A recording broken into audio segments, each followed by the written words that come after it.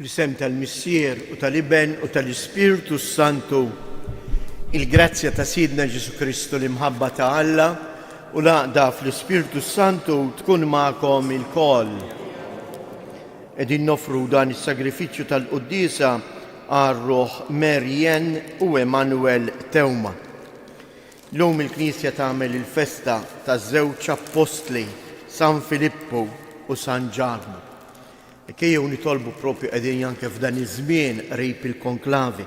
Ejjew nitolbu l dawn l-Apostli sabiex jgħinu ħalli il-Knisja fi żmien qasir ikollha s-suċċessur ta' Pietru.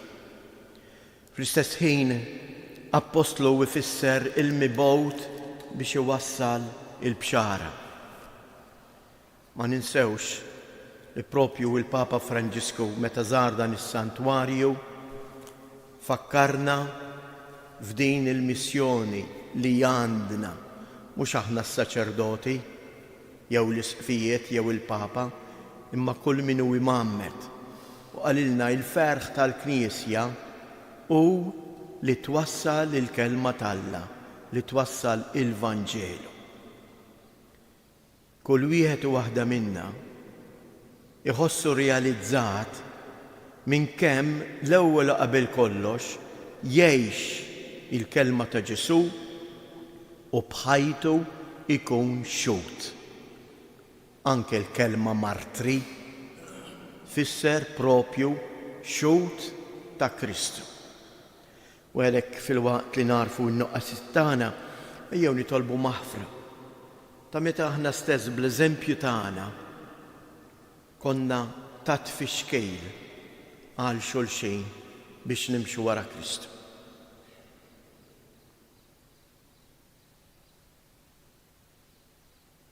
Mulej ħniena, Kristu ħniena, mulej ħniena.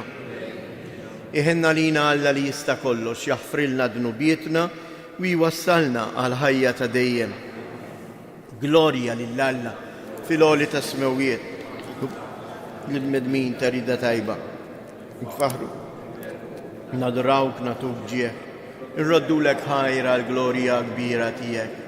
Mulej Alla Sultan tas-sema, Alla Missier li tista' kollox, mulej Iben waħdini Ġesu Kristu, mulej Alla ħaruf t'Alla bin il-Missier. Int li tneħħi d-nubiet tad-dinja ħenna għalina, int li tneħħi d-nubiet tad-dinja il-qatt tal-btana.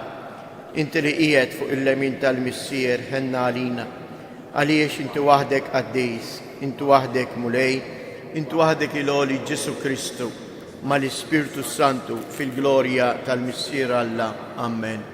Nitolbu.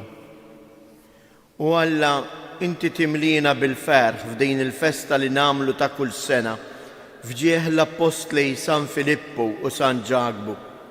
Bit-talb tagħhom atina li nissieħbu ma' ibnek fil-passjoni u l-qawmin tiegħu mill-imwiet biex ikun jistoqilna naraw wiċċ imwiċċ għal dejjem fis-sema. Bibnek Ġesu Kristu Sidna li hu Alla li miegħek jgħix u jsaltan għal dejjem ta' dejjem.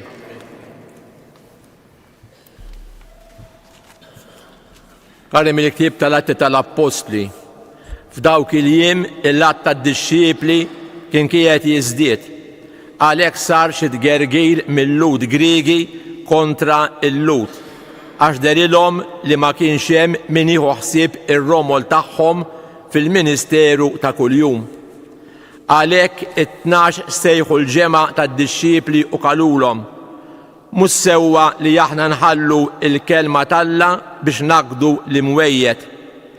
Mela l-aħwa ħudu ħsieb u għażlu minn fostkom 7 irġiel li għandhom isem tajjeb u li huma mimlijin bl-ispirtu u bl-erf u nħallu din il-ħidma f'idejhom. U aħna nagħtu ruħna għat-talb u għall-ministeru tal-kelma. Dal-kliem oġob il-ġemgħa kollha u għażlu lil Stifnu bniedem mimli bil-fidi u bl-Ispirtu Santu, lil Filippu, lil Prokoru, lil Nakanor, lil Timon, lil Parmena u lil Nikola, proselita minn Antiokia. Lil dawn restquhom quddiem l-Apostli li talbu u kiedu idejhom fuqhom. U l-kelma tal-Alla kienet tixtered dejjem aktar, l-att tad-dixxiepli kien jiżdied ħafna f'Ġerusalemm u kotra kbira ta' qassisin kienu joqogħdu għal fidi. Il-kelma tal-mulej inroddu ħajr il-Alla sarm responsorjali ngħidu flimkien ħatkun mulej it-tieba tiegħek fuqna. Għannu ġusti bil-ferħ li l-mulej ixirkilhom ifaħruh in-nies sewwa, faħru l-mulej bid-dak taċ-ċetra, għannulu fuq l-14 kordi flimkien ħatkun mulej it-tieba tiegħek fuqna. Għas-sewwa hi il-kelma tal-mulej kollox bil-fedeltà huwa għamel u jħobb id-dritt bis-sewwa bit-tieba tal-mulej mimlija l-art. ħatkun mulej it-tieba tiegħek fuqna. Ara għajnejn il-mulej fuq dawk li jibżgħu minnu, fuq dawk li jittamaw fit-tieba tiegħu biex iħelsilhom mill-mewt ħajjithom u jaħjihom fi żmien il-ġuħ flimkien. ħatkun mulej it-tieba tiegħek fuqna. Jekk jogħġobkom inkom u bil-wieqfa. Alleluja, Alleluja, Alleluja. Il-mulej kammil kabar u li ħalak id-dinja fl-imħabba tiegħu salva il-bnedmin. Alleluja.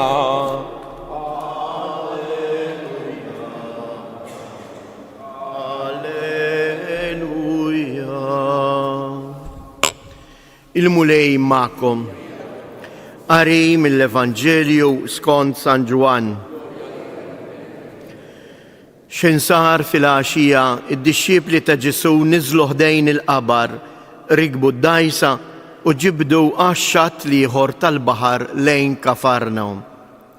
Kien ġa dalam u Ġesu kien għadu ma ġiex jilħaqhom. Il-baħar kien qam ta' sewwa għax kien qiegħed jonfoħ riħ qawwi. Mela wara li kienu qatfu xi 25 jew 30 stadju, raw lil Ġesu miexi fuq il-baħar riesa lejn id-dajsa u beżgħu. Imma hu qalilhom jiena hu, la tibżgħux. Għalhekk iridu jtellgħuh fuq id-dajsa, iżda minnu fih id-dajsa messet l-art fejn kienu sejrin. Il-kelma tal-mulej.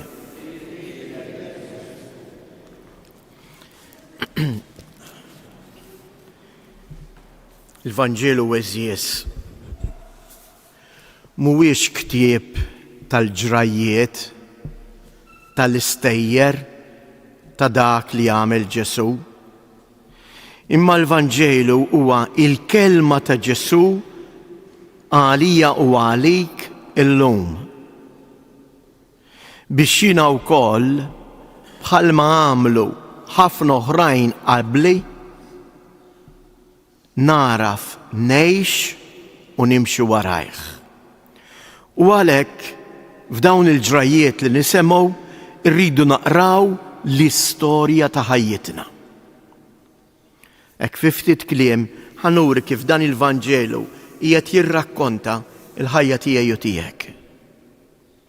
L-ewwel qabel kollox għandna il-frażi id-dixxiepli ta' Ġesu niżlu ħdejn il-qabar, rikbu dajsa u ġibdu lejn ix-xatt l-ieħor. Ix-xatt l-ieħor ħafna drabi f'dawn ir-rakkonti tal-għid irid ifakkar li jien nisrani qiegħed fuq dajsa fi vjaġġ lejn ix-xatt l-ieħor, lejn Ġerusalemm tas-sema. Mela din hija l-ewwel ħaġa li lili u lilek trid tfakkarni li jien qiegħed f'pellegrinaġġ. Anke bħalissa qegħdin ngħixu dan il-pellegrinaġġ, il-ġublew tat-tama, pellegrini tat-tama. Għaliex aħna pellegrini tat-tama? Għaliex aħna nafu fejn sejrin. Aħna ma rkibniex id-dajsa mingħajr ma nafu fejn se mmorru, inħallu r-rieħ jonfoħ u jmexxina fejn irid. Aħna mexjin għall-aħħar laqgħa tagħna ma' Kristu fl-eternità. It-tieni punt, matul dan il-vjaġġ għamet tempesta. Min minna eżjes fil-vjaġġ tal-ħajja ma jiltaqax ma' momenti ta' qteħ il-qalb. Min minna ma jħabbax wiċċu mat-tempesti ta' kuljum tal-ħajja. Min minna jgħidilna hawnhekk kien bil-lejl, min minna ma jgħaddejx f'mumenti mudlama. X'se nagħmel? Niddispra, nitwerwer, naqta' qalbi, nerġa' lura minn tlaqt? Le. Pellegrin tat-tama. It-tama tagħna hija Kristu. U għalhekk f'dak il-maltemp il-mulej isemma leħnu. U l-uniku ħaġa li jgħidilhom lill-apostli din il-frażi sabiħa: jiena hu, la tibżgħux. Dik il-frażi qed jgħidha lili u lilek. Jiena hu, tibżax, qiegħed miegħek.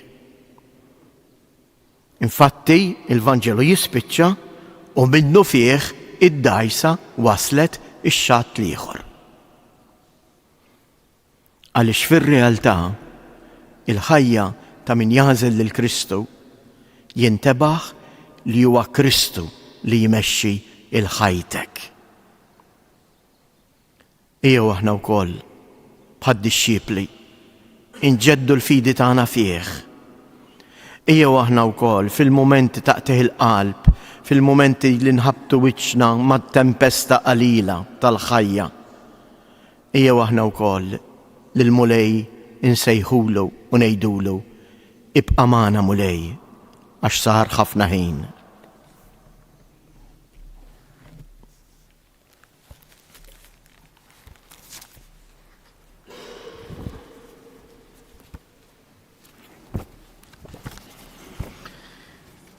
Inresqu quddiem Alla missierna it-talbiet tagħna fiduċjużi li kull ma nitolbu f'isem Ġesu huwa jagħtihulna.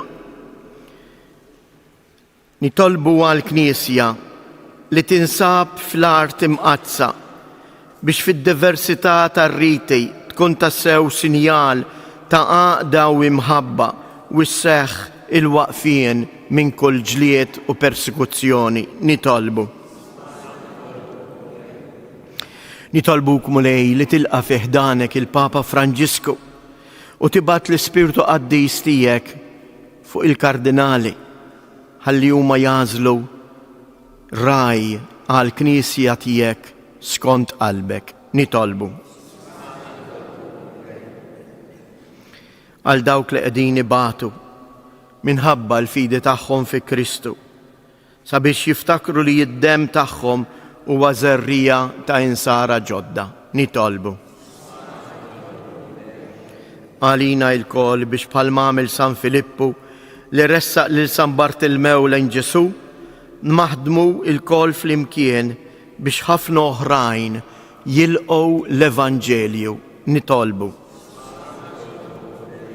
fiskiet inresqu it-talbiet tagħna.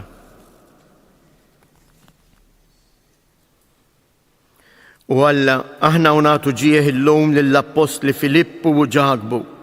Nitolbuk li bħalhom aħna wkoll nissieħbu ma' ibnek fil-passjoni u l-mewt tiegħu biex ikollna sehem fil-qawmien glorjuż tiegħu u li jgħix u jsaltan għal dejjem ta' dejjem.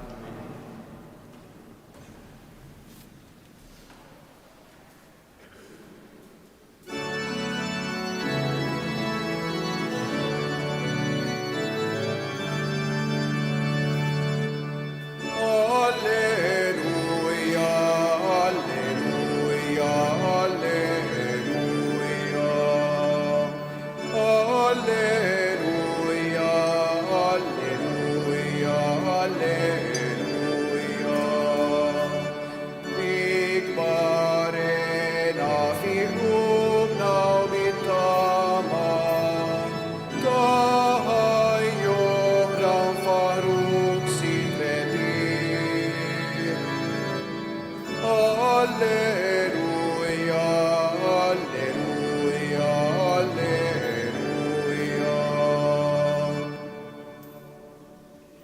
Jitolbu ħuti biex dan is-sagrifiċċju tiegħi u tagħkom ikun jogħġob lill-Alla l-Missier li jista' kollox.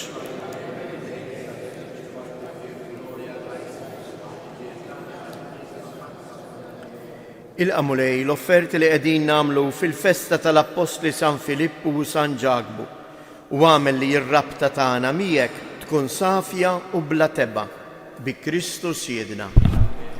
Il-mulej magħkom. Nerfgħu lubna il fuq. Niżżu ħajr lill-mulej Alla tagħna. Sewwa u xieraq tas-sew mulej Missier Qaddis Alla ta' dejjem li tista' kollox, tajjeb u taġi tas-salvazzjoni tagħna li dejjem u kullimkien inroddulek ħajr. Int ir-raj ta' dejjem, ma tħallejx weħida l-Knisja tiegħek, imma tibqa' dejjem tieħu ħsiebha u tħarrisha permezz tal-Apostli biex ikomplu jirawha dawk stess li inti qiegħed fuqha bħala raj f'isem ibnek. Għalhekk mal-anġli u l-arkanġli, matroni u mad-dominazzjonijiet, mal-qtajja kollha tal-eżerċ tas-sema intennu l-innu tal-glorja tiegħek u ngħidu bla qiegħda Qaddis, Qaddis, Qaddis. Mulej Alla tal-eżerċti, is-semewwiet u l-art mimlija bil-glorja tiegħek. Osanna fl-ogħla tas-semewwiet, imbierek minn ġej f'isem il-mulej, osanna fil-għoli tas-semewwiet.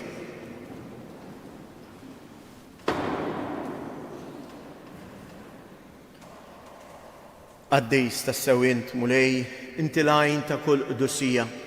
Qaddis għalhekk nitolbuk dawn l-offerti bil-barka tal-Ispirtu tiegħek biex isiru għalina l-ġisem u d-dem ta' Siedna Ġesu Kristu, li meta kien se jingħata biex mir-raj ħibati ħal ħobs, radd il-ħajr qasam tal id-dixxiepli tiegħu u qal: ħudu u kulu il-koll minn dan, għax dan huwa ġismi li jingħata għalikom.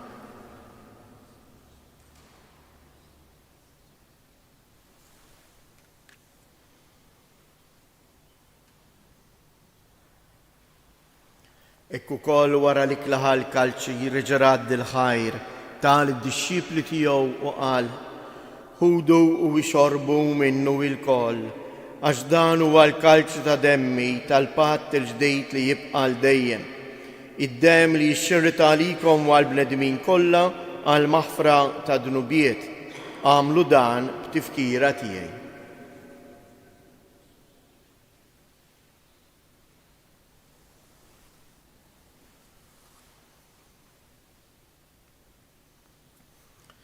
Danu il-misteru tal-fidi.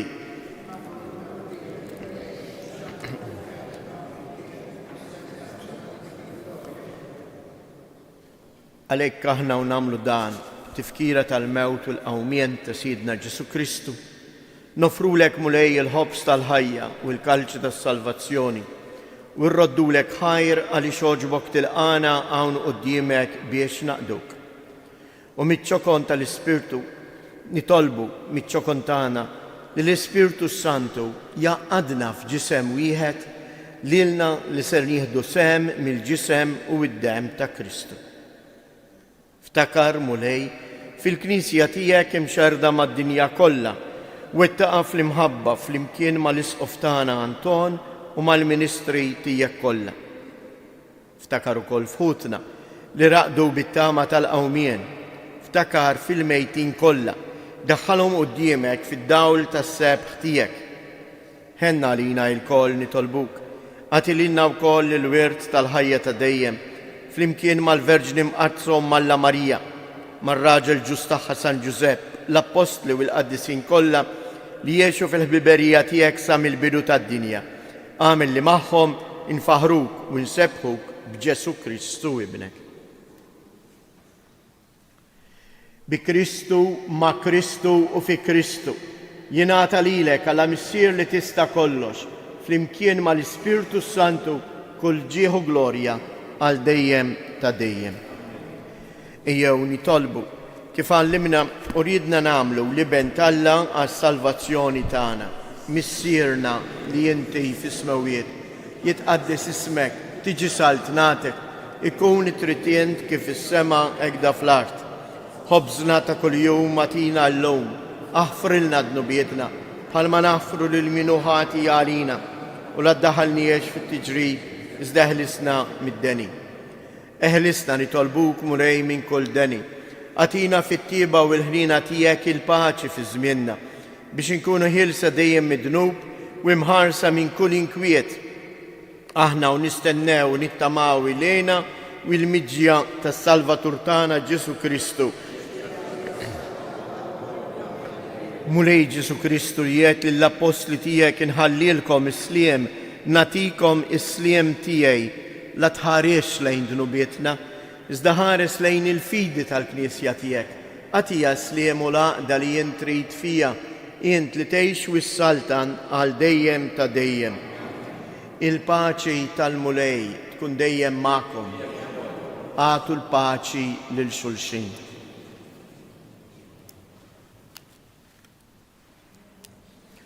حروف تعالى لتنخي ذنوبيت الدنيا هن علينا.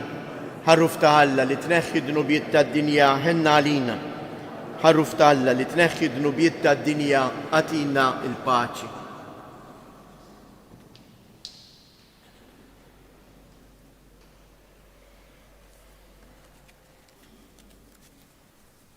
دانو الحروف تعالى، دانو اللي ينخي ذنوبيت الدنيا، هن ينداوك اليوم مستيدنا على الكلات الحروف.